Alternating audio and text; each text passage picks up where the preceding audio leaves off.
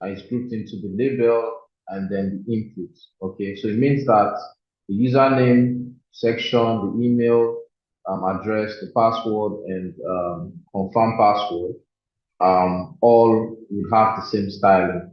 Okay, all right. So let's use this to represent the div that wraps the label or each label with the input. So we can give this a form control as a class name, right? And then we'll have the label and the input. So let's do this label and input, right? Now for the label, we'll let me copy the first one, create username, and then the input, we have to add the attribute. So an input has some important attributes you need to set. What type is it? This is text, the name, you can give it username, and then we like to give it an ID because we want, whenever we click the label, we want the input or the corresponding input to be focused, right? Or to be on focus. So we set this to username. Okay. Now the label, for us to achieve that focus or unfocus on click, we're going to give it a for attribute and then set it to the ID. Okay, this is what I mean. If you go and check our website, whenever you click create username, can you see that the input is selected and you can just write into your input. Okay, so we've done that. Now let's try and replicate for the other inputs. Okay, so let me format this. Okay, so I can just copy this and then I can paste. Now this will be for email. I'll copy the label, email address.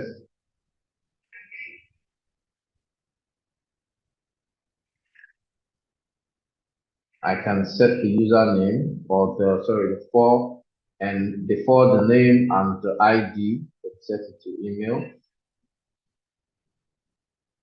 Okay. I can also change the type to email, right? So I'll copy this and then I'll paste.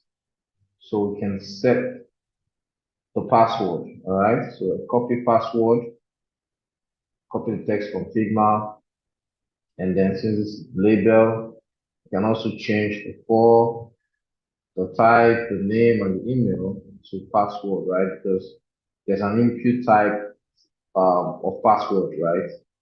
Okay. Then for the last input,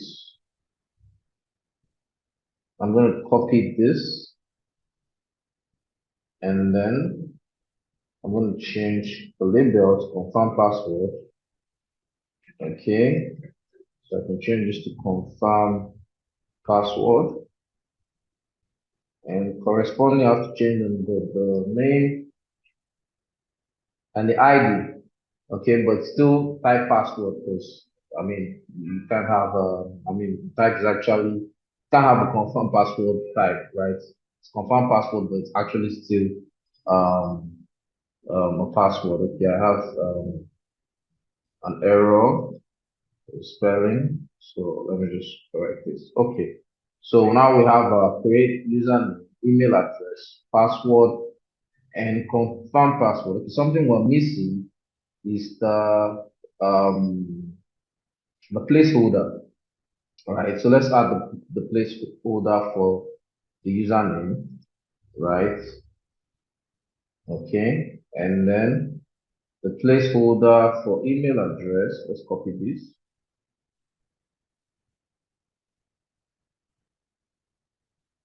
So this is the text that the user sees just before um, you know editing the inputs, right? Placeholder. So it's usually like a directive text. Tell the user or give the user an example of what they are expected to input, right? So I'm going to put placeholder for confirm password. This. So let's check and see. Okay, so this is it.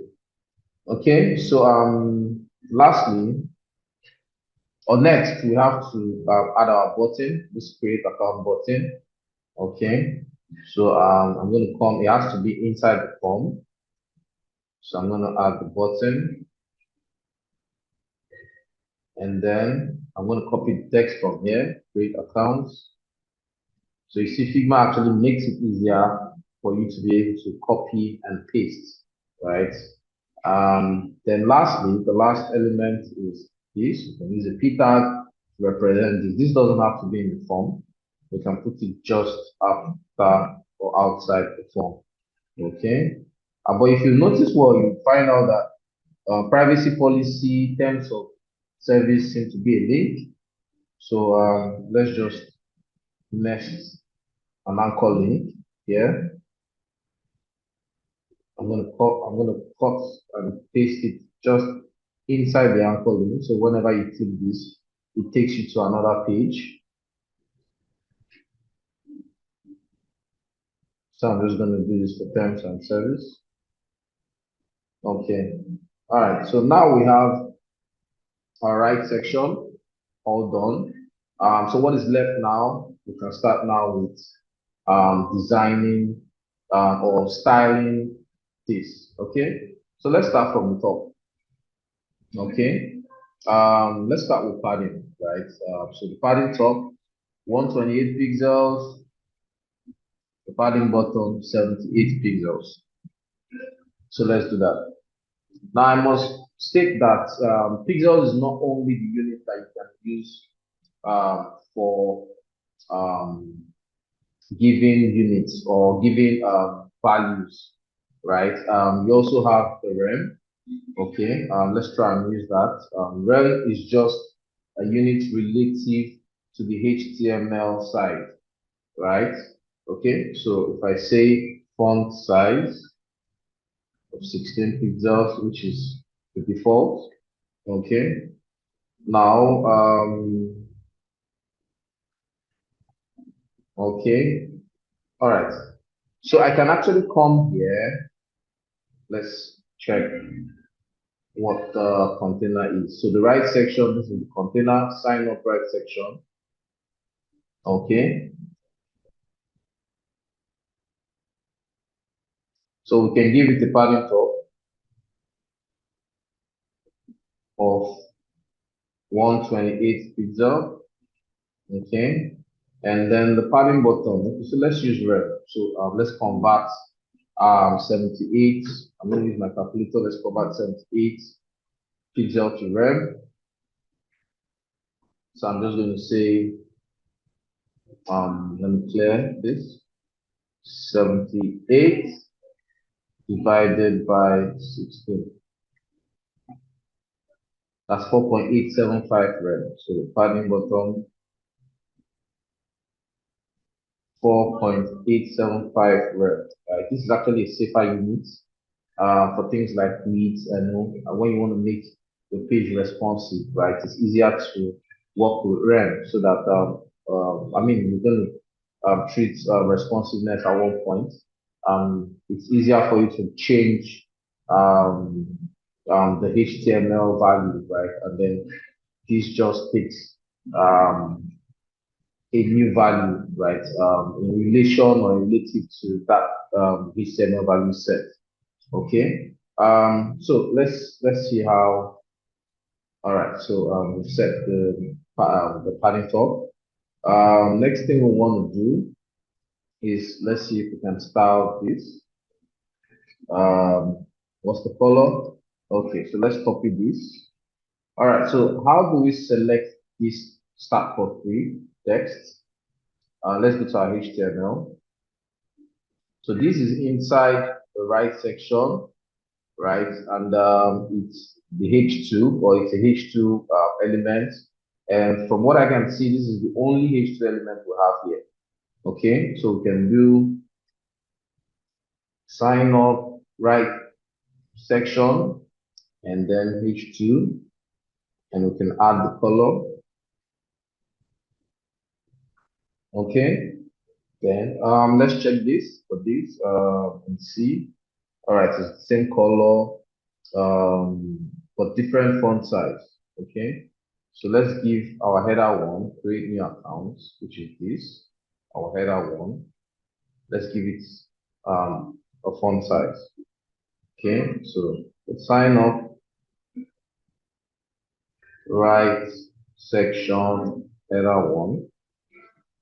All right, let's give it a font size version the HTML font size. So let me clear this, and 40 divided by 16 is 2.5 rem. So 2.5 rem. Let's do this. Okay. All right. So I believe that they all have, or they both have the same color, right? So I think we can just do this. We're going to make this H2 and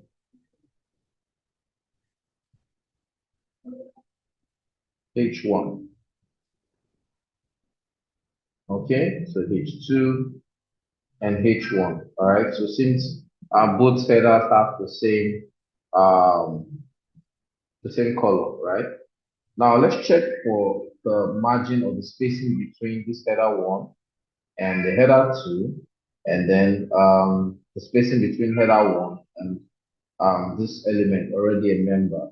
Okay. So once I click inspect, all right. So the margin top is 8 pixel. So the space between the start for free and create new account is 8 pixel, and the space between that and already a member is um, 16 pixel, right? So for this, you can do a margin top 8 pixel, margin bottom 16 pixel, right? Okay, or 1 rem. Okay, so let's check. Okay, good. We have that going well. Okay, so next we want to check for the gap between the form and this section, right? So we have 36 pixel. All right, so how do we select the form? We can, since the form is a child of this, right? And then we might have different forms in our project. We can use this and then say the form and margin top of 36 pixel. Okay, so having that, okay, you can see that. All right, so the next thing we want to do is style our form control. And remember I said that they all have similar styles, right? So let's style our form control. Now, if you look well, you find out that this is kind of, I mean, from looking at this looks like a row this looks like a row display, right? But actually, a label is not a block element, and that's why you see that the label and the input they're inline elements, so that's why they're sharing the same line. Okay, so but we can change that by just making a display of flex and flex column direction. Okay, so let's look for how to select this. Okay, so how about we use the sign up right content and then select the form control. Okay, so this and then form control, and then we can set display to flex, flex direction to column. Okay, let's see what that does. All right, so that drops it down. Next, we want to check the gap between the label and the input, and that's 8 pixel. So we can add the gap here, 8 pixel. Okay. All right. Yeah. So that works. All right, next we want to see the design or the style for label. Okay, I still takes the 20 pixel font size. The color, let's see, 3737. I think all right, okay, so it's different. So let's just give it its own color. All right. So we come down here, you can see sign up, right? Content, font control, label, and then give it this color. Okay. And yes.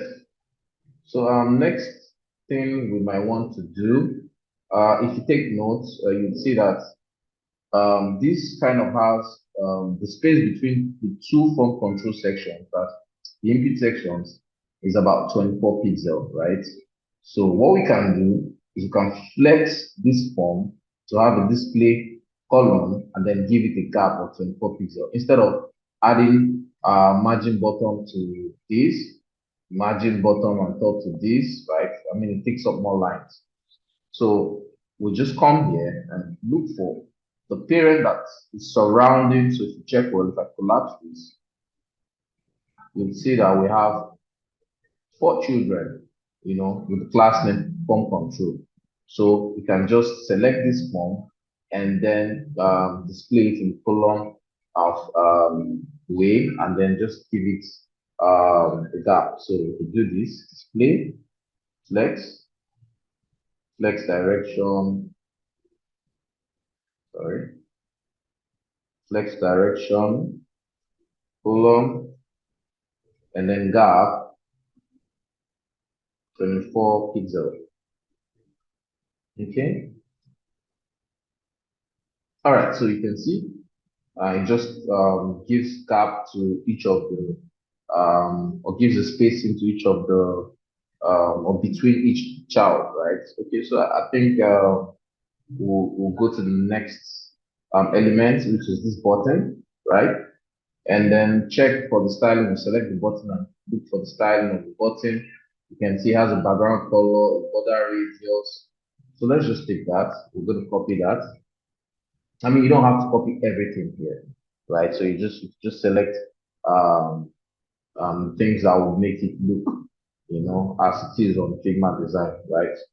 So all right. So let's select our button. So we can just do this. We can just do this. Sign up, right? Content, form, and then the button in the form. So starts like a child, right? And then we check our design. All right, we have that. Now you'll also find that the button. I know some people would like to use height for the button, for I mean to come here and then pick the height. But something I would do is to just check the padding between the top, right? The padding or the space between the content and the border of the button. And I see that the padding top is 20 pixels, padding bottom is 20 pixels. I can use that instead. I can just come and write padding top 20 pixel, padding bottom 20 pixel. Okay, and that should give my button the height, right? Also the font size is 20 pixel, so I can copy that and put 20 pixel. Now you notice that the button has this kind of black border, right? It's usually the default. I said some elements come with default setting, right? So we can take this black border out by giving it the border of none. And then there's also an outline. All right, so the border is out, but when you click the button, sometimes you would see like an outline. So just to avoid that, you can also give it an outline of none. Okay. All right. So let me format this. Okay. All right. So All right, so that's it for the button. That's it for the button. Okay, also the color of the button is white. So let's copy that. Let's copy that and put it here. All right. Okay, that's fine. Okay, white. Then I also see that the margin between the button and the last input is about 40. And since we already gave it 24, we can just add that. So we can say margin top of 16 pixel, right? So this, since we're using the border box model, this is going to add to it, right? And then this becomes 40 pixel. Okay, good. Next thing we want to do is add this spacing.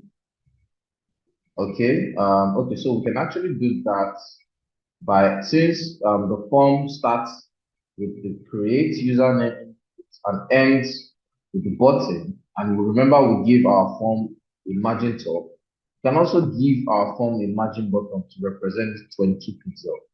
Okay, all right, so let's look for our form selector. All right, so give margin top of 32 and 36, so we can give it a margin bottom of 22 pixel. Okay, all right, so I think that works. All right, so the next thing we want to do is we want to add GIF styling to the links here. I mean the color, right? So we can come here and okay, so let me pick this color first for the p tag, right? If I come to my index.html, I can give this a class name as a selector. I can call it terms. Let's call it terms. Okay, so we can come down here and the terms, give it this color. Okay, it has font size of 20 pixel, which is already set. So let's select the link itself. All right, so look at the link. Look at the color for the link. The blue color for the link. Sorry. So let's select this. Okay. And then we're going to say the terms and the anchor in the terms and give it a color of this. Okay. All right. So you see, it's taking the color. All right. So I think that same color we can give it to this. Already a member login, right? So let's go to our HTML and see how we can select that. Okay, so login link, the anchor in the login link, right? Because this anchor is a child of this, so we can use that as a selector. So we can add a comma here. Let me check, is that the same color, F2? I'm checking the same color. Okay, it's the same color as the terms. So we can just add this here, right? Page 2. Okay. No, that will be anchor rather. Page 2 anchor. Okay, let me just confirm that. Oh, that's it. Oh, sorry. Login link anchor. All right, so we don't need this. Login link anchor. Okay. All right, so that's fine. All right, so another thing you notice is this form kind of has a width, right? Like a width because if you don't make it confined, when you use a larger screen, the form, the inputs will tend to increase. So what we can do, I can look for, let's see, I think the width for this is about 524 pixel. The width for the button is about 5 pixel. This seems like the longest or the widest element on this page. So I can just copy this 524 pixel, right? Come here, my form. In fact, let me not give the form. Let me just give the sign up right content since I also want it to affect the elements on top of the form, right? So sign up right content. Okay. All right. So I think we should add that. We don't have that. Let's add that under here. Sign up right content and give it a maximum width, which means we don't want it to exceed this of 524 pixel. Okay, let's check that. Nice. Can you see it has reduced? But now I want it to always be centered, so I'll just add margin and give it the margin auto. So it automatically sets it. All right, can you see? Sets it to label. Okay,